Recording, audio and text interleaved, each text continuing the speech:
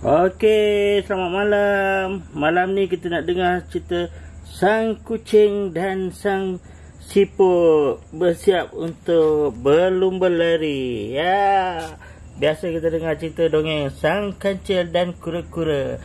Malam ni kita tengok ya, sang kucing dan sang siput.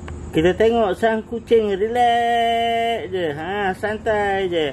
Jadi garisan permulaan dan keputusan-keputusannya. Siapakah juara pada malam ini? Sang siput ataupun sang kucing? Ya, mana siput? Ini dia siput. Ya, di sebelah sang kucing. Tu dia sang kucing. Okey. Perlumbaan ni akan dimulakan sebentar lagi. Jadi keputusan dia kita tunggu pada esok pagi. Okey, bye. Jumpa lagi.